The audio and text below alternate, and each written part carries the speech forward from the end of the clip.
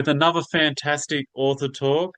This time, another American has joined me on my channel with a his debut novel out. He's got some short stories in that he's done in the past, but now he's got the book out, and it's a sort of psychological thriller, sort of a little bit supernaturally told me. Sheldon Higdon, welcome to my channel. Yeah, thank you very much. I appreciate it. And yeah, so Dark Roots, this new novel, it's out and about in the world. I think it's um as we record, it's very new, but by the time this drops in a few weeks, it'll have a few weeks out and about in the world. So Yeah. it's out there. I know you just said off air that it's sort of sinking in a little bit, and the I guess without you didn't say imposter syndrome, but I think you're living with a little bit of that. You know, how's that Um, sitting with you? no, it's just, like they always say, it's like letting your kids, leave the house, if you will, once they get old enough, and you worry about them and you want to make sure they're okay and, if they've been fed properly and they've been raised properly. So it's the same thing, basically. You write something that takes you, a year or whatever it is, 6 months, and then once it's out there, it's no longer yours. It's belongs to everybody else. And so you hope that, people will want to read it, will people will like it and all that stuff because we're all human. We want to do good. We want other people to think that we've done good and stuff. So yeah, you tend to have those thoughts and worries, but I try to keep myself preoccupied with other stuff and not pay much attention to it. So, without giving us too many spoilers, take us into this to this Dark Roots. Um, it's about overall, it's about family. It's also about not knowing um people like you think you do. Um, it's also about self-discovery, um, re figuring out who you are as a person. Um, but yeah, it's basically about Benjamin Cole, whose 83-year-old father passes away by committing suicide. Um, and it's a father-son relationship it's strong, but it's not super strong. The son lives in the city of Pittsburgh here in Pennsylvania, uh, in the U.S., obviously. And then his dad, he grew up like 4 hours north, up in the mountains and stuff, in a small farming town. And so he's tasked with the house and the farmstead and all that, and he has to take care of that, and he has to figure out what to do with it, sell it and stuff. And so once he's back to his childhood home, which he doesn't really remember much because he's been gone so long and he doesn't even go there really, he starts to um, discover things and find things, and memories start popping up and things of that nature. And then his girlfriend's son is kidnapped, and then all that comes to a head where he has to help his girlfriend find and save the child. But then it also um, opens up answers for him, shocking and horrible answers, but answers nonetheless. So Yeah. it's a thriller, a suspense. That's why the cover, it sort of has, which I'm glad people are picking up on, when they came to me and with the artist and said, how do you you have an idea of what you would like? And I'm like, yeah. And so I wanted something that was very Alfred Hitchcock, that sort of have that vibe to it. And then the artist took that sort of idea and ran with it, and that's what you have on the cover. So I like it. I dig it. Yeah, no, it's a very cool cover, which will eventually, when you send it to me, you sit bang in the middle. It's not sitting between us right now, but Yeah, the people yeah. I watching will have be it, so able I to can see say, that. yeah, And yeah, no, that's it's yeah, very cool. I love the way that the roots and that are like dragging off. It's yeah. So how long have you been working on this? Because I know you've you just do have a bit of a backlog of short stories and that. But yeah, to get Dark Roots out there, how long has this one been in Um, progress? this one, funny enough, it was I finished it. It's been sitting in my computer since 2013, Oh, 12 years ago. I mean, and I mentioned that in the acknowledgments page, of because it was my thesis from the university that I went to here in Pennsylvania. Um, and it sat there, and I've always wondered if, because it's fairly dark, so I always wondered, is this something I should submit? And for years I tugged back and forth with that idea, and then eventually I did, and here we are. But yeah, I went to university and for my master's degree in 2010. And then graduated in 2013 at Seton Hill University, and they have a writing program that I was part of. And this was my thesis novel.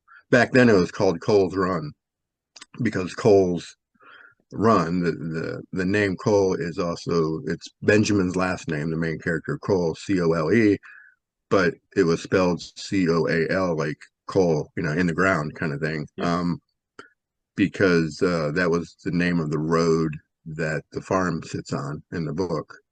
So it sort of had a double play there on the word. So, but I and then in 2000 and I don't know what year the album came out, but there's a band Testament, an old thrash band, yeah, had a yeah, new yeah, album, had it dropped an album, I think 2012, I think, or maybe later, probably later. And they had an album called Dark Roots, and then I liked the album a lot, and they had a song called Dark Roots, and then it just at some point that the name I said, oh, that would work for my book, because it Dark Roots, family tree, that kind of thing. And so then that's the name I ended up changing it to. yeah, yeah. And Dark Roots just says, doesn't it? Like, and especially when you say family and that, it's like something Yeah, sinister. Yeah. I'm glad I sort of stumbled upon that, and I'm glad they put out the album because it Yeah. helped me come up with a better name. I should have Never thanked been a them. Testament fan though. A lot, hard rock heavy metal fan, but yeah, Testament was one never caught me. But yeah, Yeah, yeah, obviously they've worked for you on many levels. yeah. I should have thanked them in the book, but I didn't. But maybe. I think if you thanked him in the book, you'd probably have to pay him a royalty. Yeah, Yeah. probably. Yeah, yeah. Maybe that's why I didn't. Maybe that's I don't remember, but yeah, definitely. So what about the thriller element that like appeals to you as a writer? Is it hard to sort of keep that like edge of your seat and that gripping to sort of come up with that narrative? Um, I mean, it's something that I don't purposely sit down and go, okay, I want to write a thriller and here's what I'm going to do. The stories and ideas and all that just sort of come to me in that form or that way. Um, and even with the last book, the middle grade book, I mean, I mean, it's not a thriller, but there are thriller aspects to it. But it's sort of the book just sort of tells me, at those moments and stuff, and then I just sort of have to get in there and sort of work it so I can either create dread or fingernail biting moments or something scary or something in this case psychological where you don't know if it's the character who's thinking this or maybe it's you thinking this. And so it's just something that I do naturally.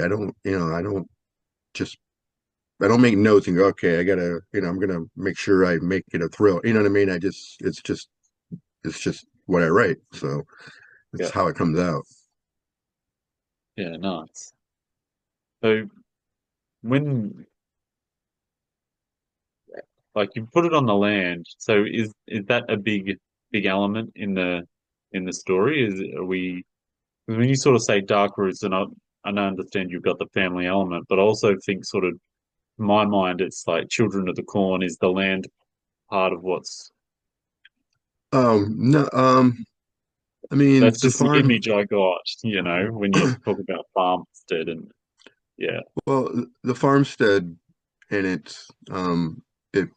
it could. I mean, there are moments here and there where it's sort of its own character. Um, but everything that that takes place bad, specifically bad stuff, takes place within the farmhouse or the barn that sits outside, where a lot of memories are repressed and they start to pop up and stuff. So yeah, most of it's within the farmhouse and stuff rather than out in the fields or out in the corn or anything like that, you know. Um, but the house definitely can play its own character if you pay attention to it, you can see that. But I don't make it super obvious, you know. yeah, Because I paint the house in the old farm in the barn in a way where it's sort of, described as a person, if you will, because that whole place to him is his dad. Everything he sees reminds him of his dad, so it literally is his dad. yeah.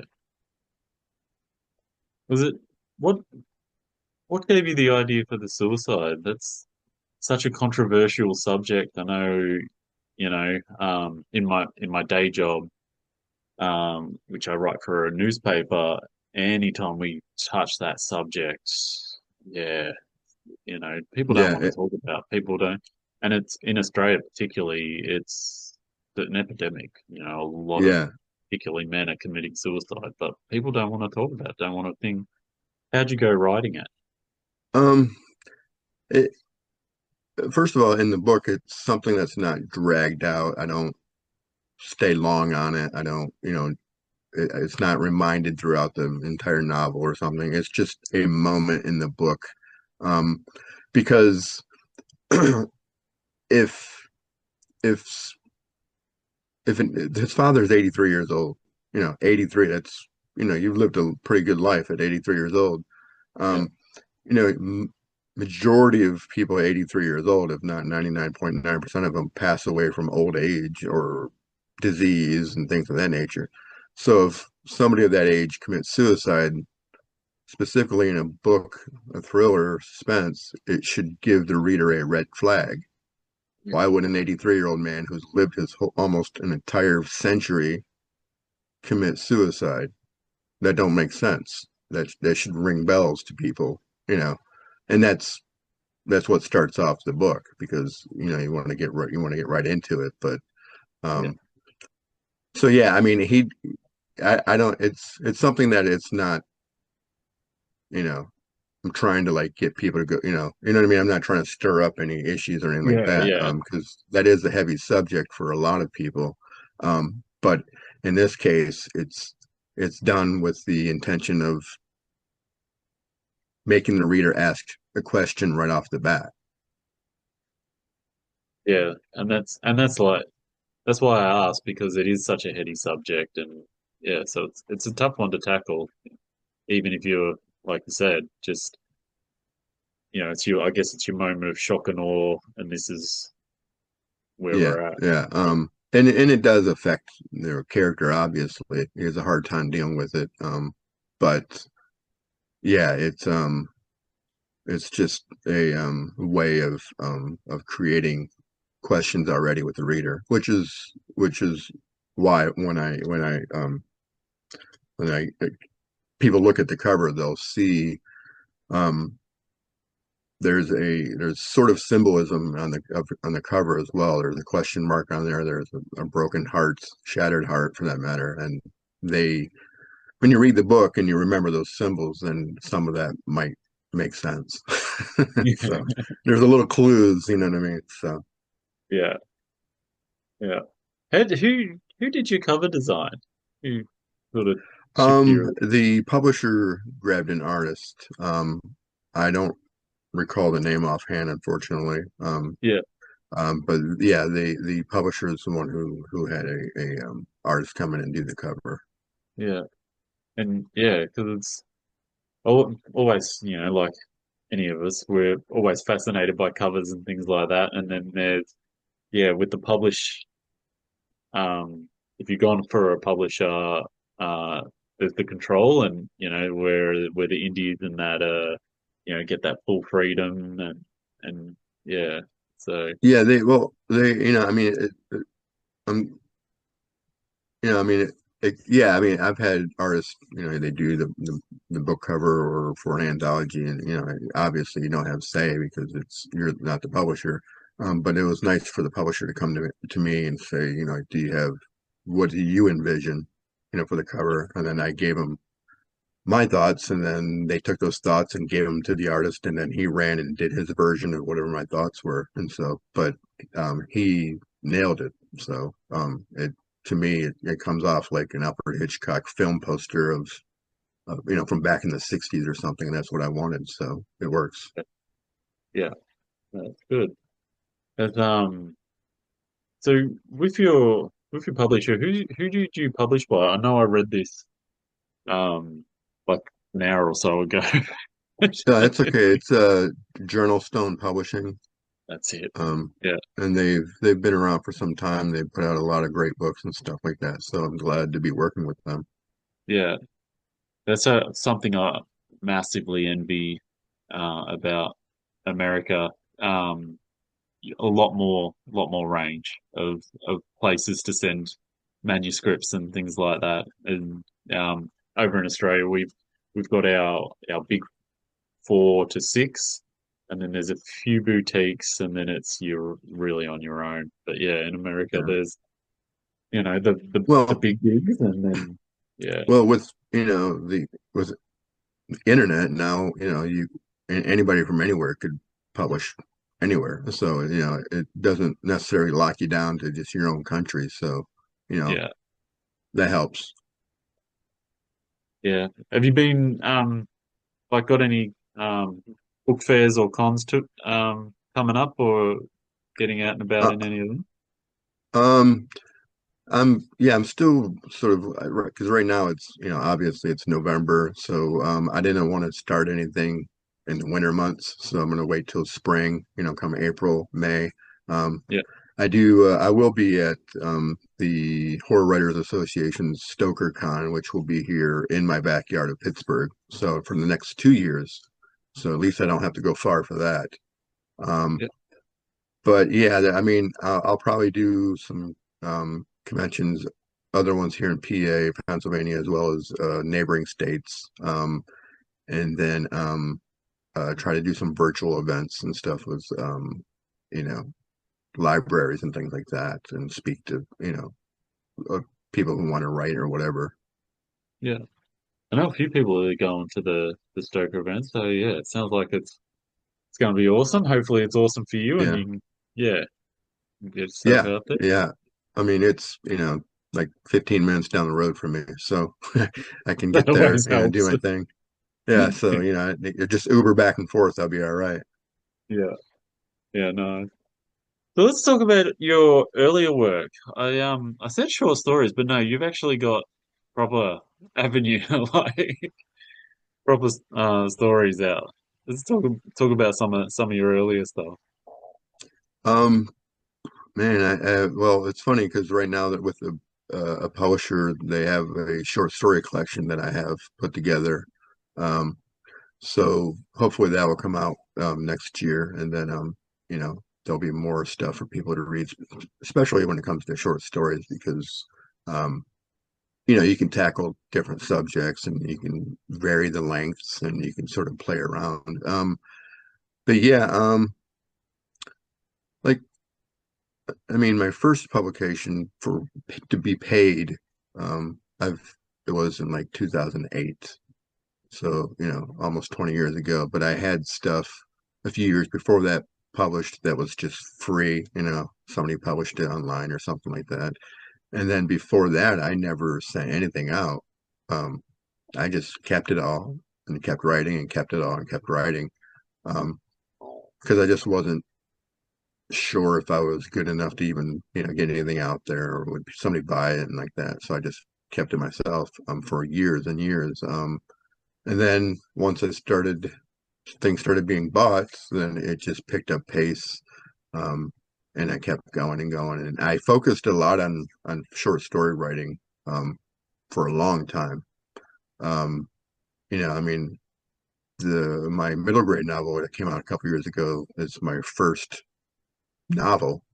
Yeah, Um, but I always just focused on short stories because to me it was like I mean, besides life happening and you know kids and things of that nature, that sort of takes your time away, obviously. But yeah, um, I just focused on writing short stories, and then I would write 100 word stories just to see if I can write something like that and pull it off with few words.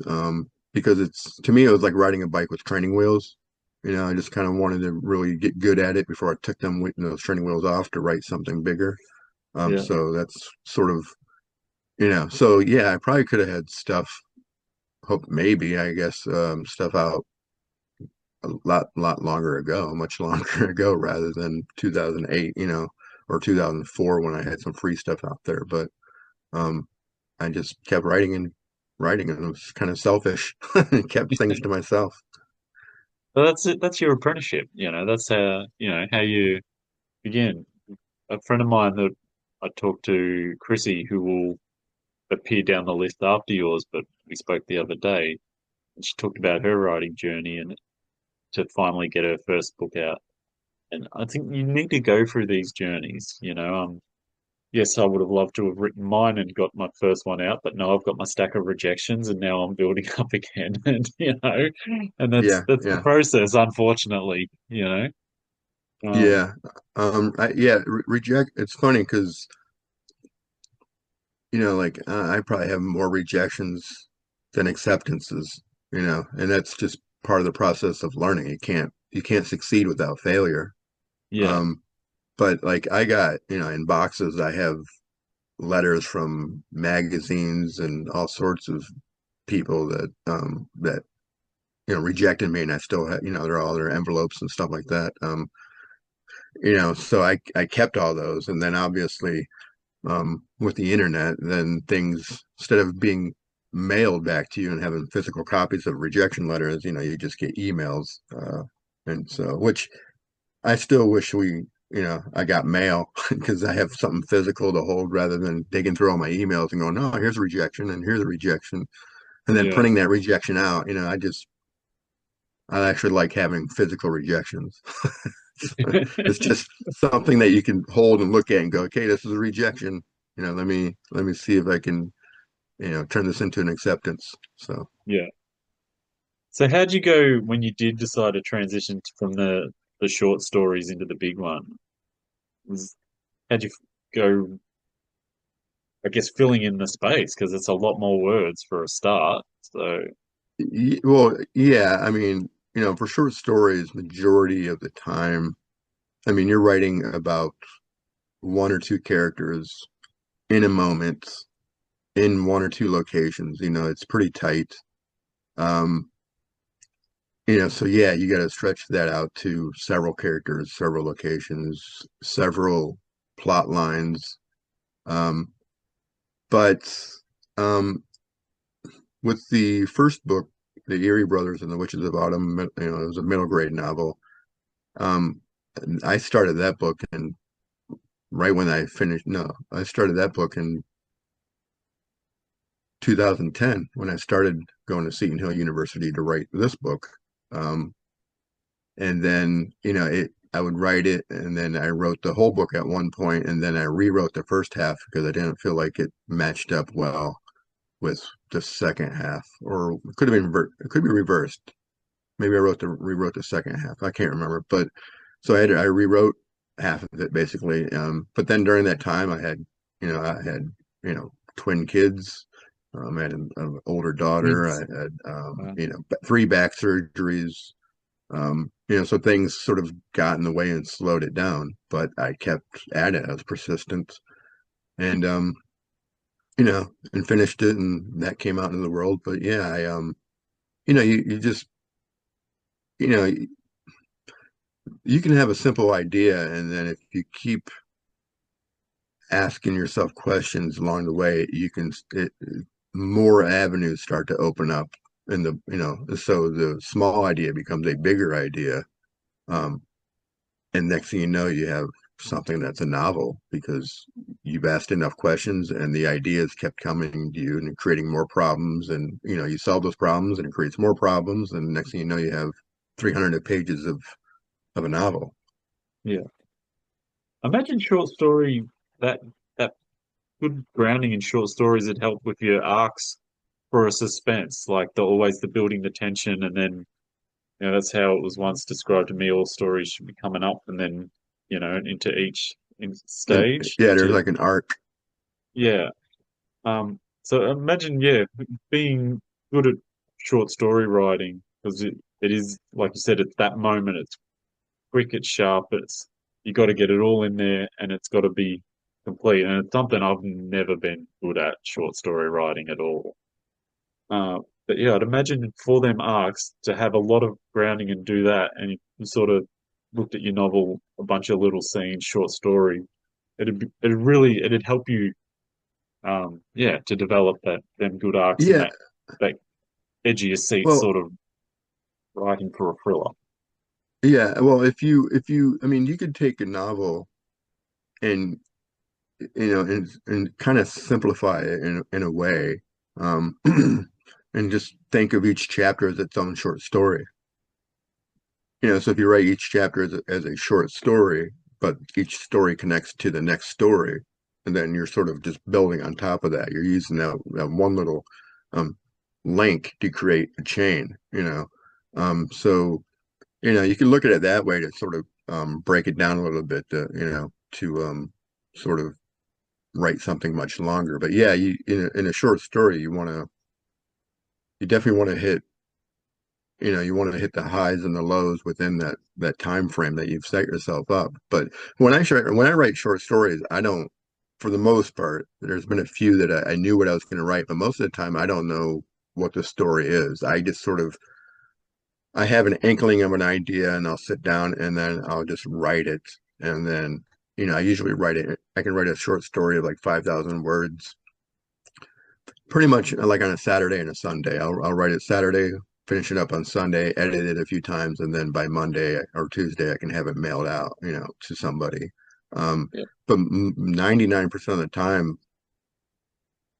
I don't like go, oh, here's a short story I'm going to write. yeah, I have an idea. Like the last one I wrote, that I just submitted to a magazine. It's called Paper Airplanes. Um, and the only idea that I had was, um, imagine being like in your backyard and you have a fence that divides you and your neighbor. You can't see over. Imagine a tall wooden fence, and the house is empty next door. They moved or whatever, and suddenly a paper airplane flies over and lands in your yard.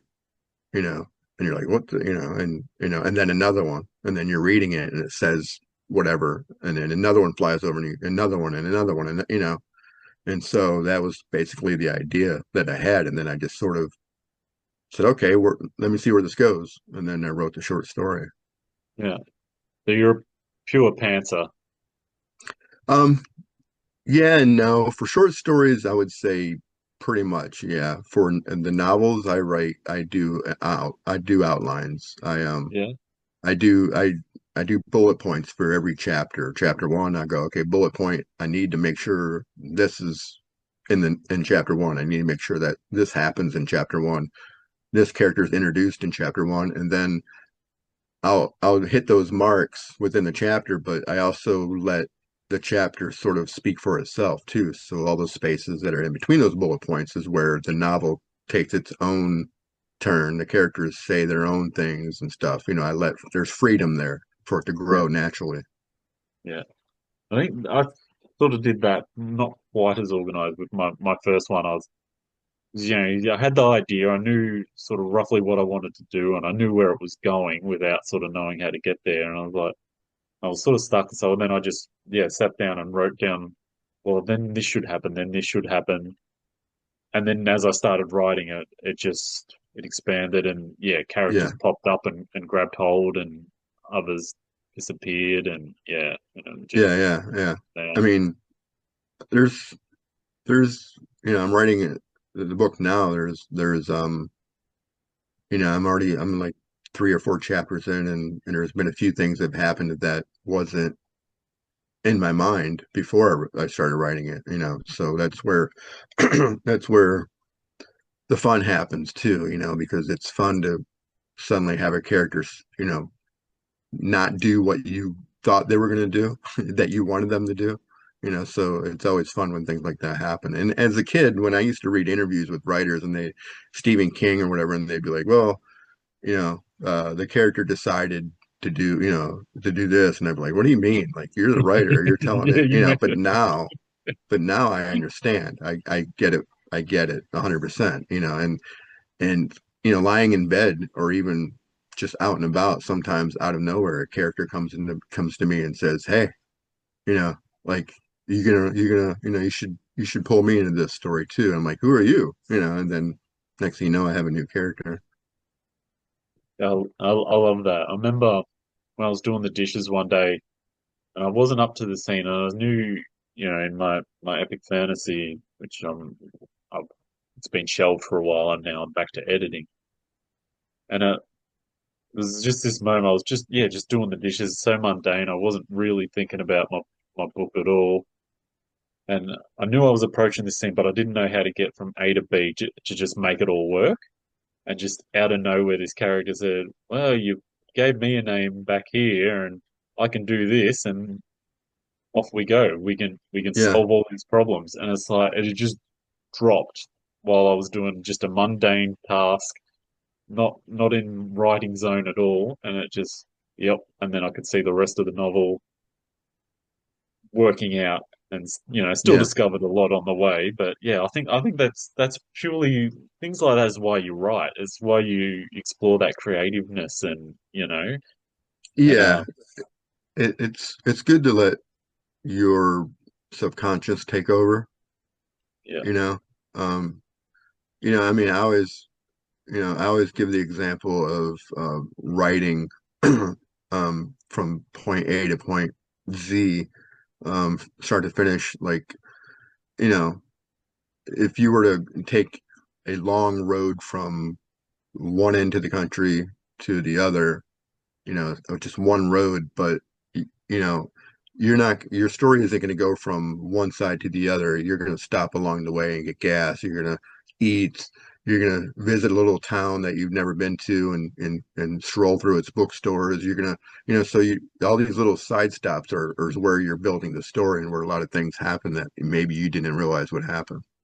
yeah, So you're exploring at the same time. yeah. That's a good metaphor, right? That's yeah, I like that. And of course, you got to stop at the bookshops along the way. 100%. You've always got to stop at the bookshops. Any Yeah, good food. You want to, maybe there's like a little festival going on in town. So um that's where all the stuff that you weren't planning happens, and that's where a lot of the times the story becomes more alive because of these little stops along the way. Yeah, Because by the time you get to your destination, you're like, man, that was, like, there are people ask you, how'd the trip go? You'd be like, it was great. We stopped off and got this great little diner, and we had this cafe, and we had this, and so all the story along your journey is you telling them all these places that you stopped or went to. yeah, yeah. And that's yeah, that's good writing, isn't it? That's the detail. Or you hope it's good writing. Yeah, yeah. Well, yeah, that's a whole nother ball game right there. And when we Yeah, that's we that's all that's go another through that. subject. Yeah. That's a Uh, that's another interview. But yeah, even some friends of mine that I know that are big published, that have had good success, and they still have that little voice, that little demon gets in there, and is this one gonna be as good, or is it gonna flop, or is it yeah? So yeah, that Well, is a whole another beast. that's um that's just because we're human, you know. So, at any time you create something from thin air, basically, you have an idea, you write it, it gets down, it gets published, becomes real. Your idea went from just in your head to something that you're holding. we're humans, so obviously we worry, because you're putting yourself, literally yourself, out there into the world to be exposed, and you feel naked in some sense, you know, and so you're vulnerable. So you have these doubts, and you have this voice that maybe tells you that you're not good enough and all that, but you have to like just push it away and ignore it and do the best you can. But yeah, we all have that, and it's just part of who we are. So what's next? What's next after, you know, you mentioned liking to keep busy even though Dark Roots is out there, you liking to keep busy. What's keeping you busy writing wise? Um, the so 2 years ago was the Erie Brothers and the Witches of Autumn. So that's going to be republished in 2026 by Crystal Lake Publishing. Their kids arm of their publishing house is going to publish it. And then they contracted me to write books two, three, and four. So the reprint of book one and book two will be out in 2026. Books three and four will be out in 2027. So that's what I'm writing now is book two. Um, and then I'm hoping to, um, after that, write a adult supernatural thriller horror novel, and then go right into write book three and then book four. And hopefully too the short story collection, which is a lot of horror stories and stuff, and some poetry in there as well, actually, will sort of come out next year and sort of break up, you know, all the middle grade stuff, and sort of appease the adults as well. So we'll see. And then, Yeah. I wrote a movie that was filmed in London in February, and that's finished, and that's going to be heading to film festivals in the UK and here in the States over the next year. Um, and so hopefully that will do well. And, so I just keep myself busy and keep moving forward and keep the wheels rolling. What's the movie called? It's called The Giving Box. It's a short film. Um, the tagline for it is Karma Knows Your Secrets. Yeah. Um, and the trailer is, I think it's on IMDb, the page for the film. I think I was told it is, but I haven't checked. But I know it's on Vimeo. And I've linked it in like Facebook and stuff like that, so people can go Yeah, there and right. if they want to check out the teaser trailer for it.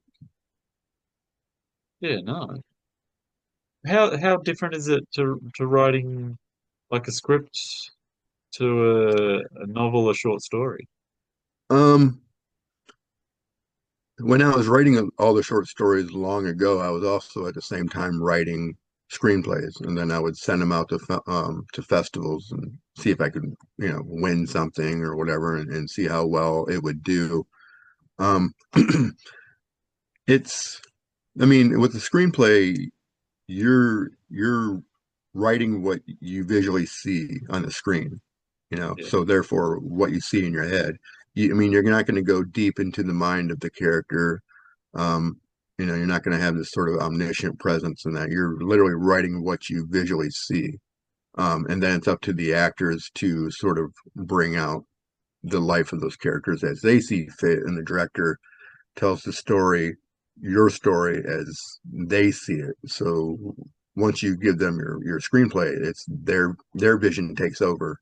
Um, it's I don't for me it's I can write both, and I don't see it's I make it sound like it's so simple, and I'm sure it's not, but I just, because I've done both at the same time, it's like I can go from writing a screenplay and writing it in a way where you're only writing what you see on the screen of your mind, to then writing a story where you have to get into the mind of the characters. I can go back and forth, just because I've done it enough time. You know what I mean? I've Yeah.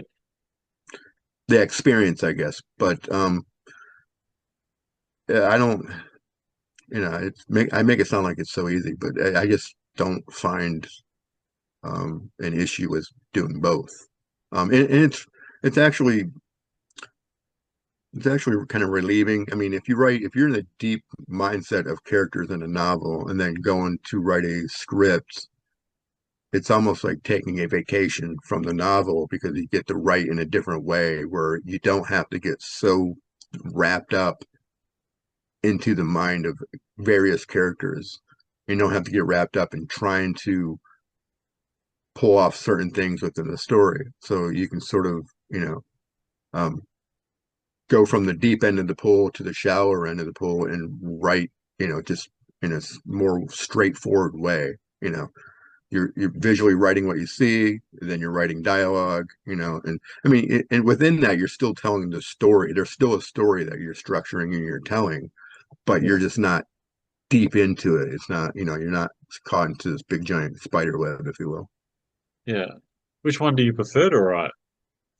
Um, it's I I used like a long time ago, even before I would I was put stuff out in the world with short stories. I mean, I was writing like screenplays like quite often. Like there was a couple of years where that's all I was writing. Yeah. Um, but once I started when I started going away from that into more short story writing and challenging myself there with various lengths of short stories and various topics and themes and trying to write symbolism and trying to write foreshadowing, trying to like use all these tools.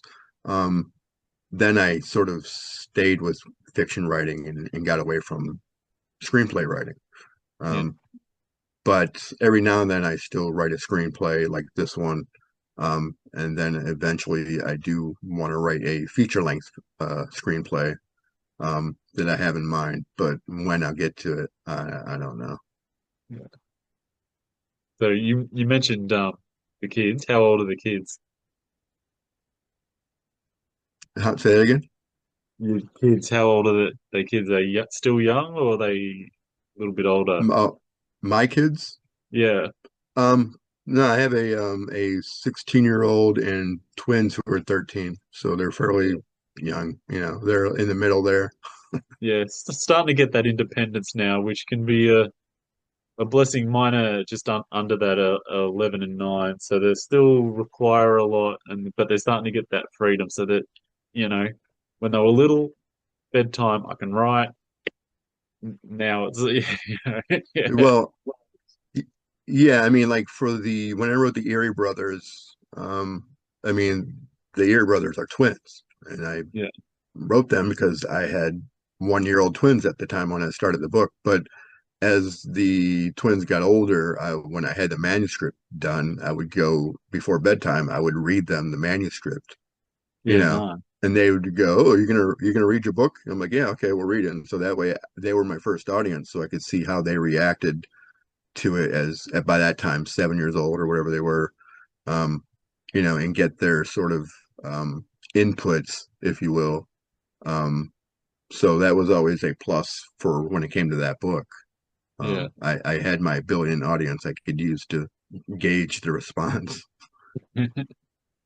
Certainly, yeah, they make life fun, don't they? With the writing, like with anything really, but with yeah, writing around kids and things like that, and yeah, but Well, that's just them now with it's it all with about life. now it's all YouTubes and video games, so they don't, now they're like, hey, oh, you wrote a book, cool, okay. I'm like, all right. Yeah, yeah, yeah. Uh, no, that's brilliant. So where do we find Sheldon Higdon? Where do we find Dark Roots and the Um, others? I just tell people to go to my website, sheldonhigdon.com, because I have all the links there. But Dark Roots, barnesandnoble.com, amazon.com, the usual fare. Um, I know it should be popping up in, for like Amazon in the UK and Canada and stuff here. I know I've had a few people ask me because it's not available there yet, but it should be popping up soon for those places. Um, but yeah, that's that. I usually just tell people to go to barnesandnoble.com or Amazon. And I'll link website on the in the description, so it'll be there for anyone watching that should absolutely check it out. And yeah, so it's exciting times. You got a lot going on. Yeah. When does the did you say the film was coming out? That's Probably it probably won't be viewed by the public for at least another year because yeah, of the festival circuit run and all no, that but stuff. yeah, the nature of the industry, but Yeah. yeah, heading to London next year. That's yeah, fascinating. It's Yeah. exciting times. You were very casual about it, but I suppose this is when it's when you're doing it, you just part of your life, isn't it? But Yeah. for an outsider to hear about it, it's cool. Yeah. I mean, I mean, I've learned a long time ago to not, maybe this was just me doing this to myself. I try to stay grounded. I try to not let my head get somewhere. Because I know there's so many failures within this industry that, you can easily get caught up in the failures, and obviously you want to celebrate the wins and the publications and all that stuff. And I do, but I also know that I need to get back to work. Um, and, um, and celebrate, like I'll go to a movie, or treat myself to something to eat, something nice or eat or something. But yeah, like, um, yeah, I mean, I don't, I probably come off as nonchalant about stuff like that, but I've just sort of, I've, I've had so many failures in the beginning that I didn't want to fool myself. You know what I mean? So if something great happened, I was like, okay, like, especially when I was younger, like, okay, when's the other shoe going to drop? When's this going to come out from underneath me? So I've sort of taught myself to not get super excited, and I think that's carried over to now. And so when good Yeah, things happen, I'm like, oh, great. Okay. Yeah. All right. That's awesome. You know, okay, let's move on to the next thing, because it's like I said, it's out of your control. Once you put a book out there, it's no longer yours to, you can't do anything about it. So, yeah, it's out of your control, you know. So once you release it, then take the wins when you can, ignore the losses, and then move on to the next book. yeah. That's actually really good advice for. I mean, I suppose in any sort of field, that you're putting yourself out there and hoping for a return. But yeah, take the wins and but for young writers and that yeah, Yeah, you have to definitely take the wins when they come your way because they come far, there's far fewer wins than losses. Um, and so, as I said earlier, you can't succeed without failure. And so, whenever, yeah, a long time ago when I was in like a writing, at a local library or bookstore, you'd have writing, people would get together and have writing groups and stuff. And they would critique your work and stuff. I was only interested in things that were, I only wanted to hear what was wrong with my writing, not what was good. Like, yeah, because everybody go, oh, this is great. I like this part. I like that part. And that was fine. I'm glad you liked it. And it's nice to feel good about that. But I wanted to hear the bad parts because that's how I could make the story better, you know. So I would kind of ignore the good stuff, and wait for the bad stuff because I knew if I got the bad stuff, then I can make the story much better than what it was. And I did, and that's just how I saw things. yeah, I wanted to better myself. I didn't want people to go, "Oh, this is great." I had nothing to say it, and there's nothing bad about it. It's good. And I'm like, nah, that's no. There's always something that needs fixed. I can attestify how I had one of my novels that ended up submitting out to publishers and that, and yeah, one of my beta readers was full of praise for it, and I think I duped myself into that oh, this is good. I didn't think it was quite as good as they told me, but I thought, oh, this is actually pretty good. Still think the story's all right, but for whatever Yeah, reason, and it got interest, and I got some really positive feedback from a major publisher over here. but ultimately they didn't pick it up. And I think if that person had just given me a little bit more down a bit, hey, I think I could have polished it, and Yeah. who knows? Yeah. Well, So you always want to, if, for those who want to go into having a writers group at their local bookstore or library, make sure that um, you're not the best writer there. Because if you're the best writer there, then you're not going to learn much. So you want to make sure that everybody else is better than you, so you can learn from them. yeah, And and everybody has, after a while, I got to the point where I kept hearing the same stuff over and over. And so then therefore I just no longer took part because I didn't feel like it was helping me at that point, you know. Um, yeah, but yeah. critiquing is just part of the process. I've just learned how to critique myself over the years better than I used to. And I still send it to, I'll still send stuff to people that I know and I trust, and I know that they're gonna tear it apart and help help me rebuild it to better, to be a better version of what it was. So, I welcome all that, and from people I know that I can trust. And then when it books out in the world and there's reviews and from people that I don't, I I mean, I've looked at reviews and stuff, but I try not to. I try to ignore all that and just keep going. And I usually end up getting emails or texts from people who tell me, "Oh, did you read this review about your book?" I'm like, "No." And then I'll go check it out because they mentioned it. Excuse me. But but for the most part, 90 some percent, I don't go looking for reviews and stuff like that Well, the because reviews it's out are of my hands. I mean, I can't yeah, control it.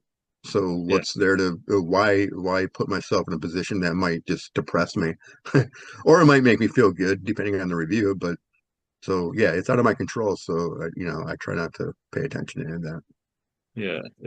And it's so subjective. I've told this story a couple of times about a British comedian who wrote book Sarah Pascoe getting a 1-star review for a paper cut.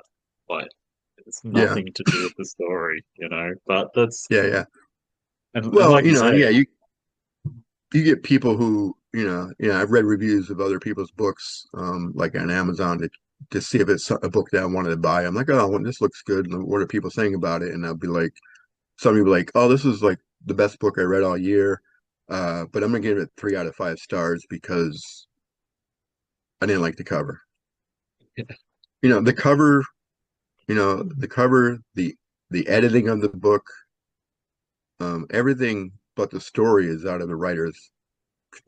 It's so when you review a book, review it on the content of the story yeah, rather than things that the author had nothing to do with. I mean, editing, yeah, there's editors and stuff whose job is to edit the book and stuff, but um, it's like I'm like, yeah, but did you like the story? Was it a good story? Did it, all that blah blah blah. That's what you should be reviewing, not yeah, because you gave it 3 stars because you didn't like the cover. I mean, that's just ridiculous. yeah. But that's the fickle nature of us. But that's yeah, like you said, that's it's out of your control what people think. So yeah, why Yeah, focus on it? Just yeah, keep getting better and keep putting yourself out there yeah. for you. That's the whole thing. Yeah, Create and then put it out there. yeah, yeah. Anyway, Sheldon, thank you very much for joining me, and yeah, it's a fascinating insight and a little bit more because you have that added element of the script writing, which is really cool. But No, I appreciate it. yeah, Thank you for having me on. all right, and yeah, hopefully this Dark Roots will grab some traction and get some good things, and next year with yeah some really good stuff happening in your world. Yeah, Definitely find him on Facebook, and I imagine you're on them all, Instagram and everything. The website will be linked, so check out his website, check out his book. Thank you for joining me. thank you. Thank you for watching, guys. Happy reading and subscribe and follow for more.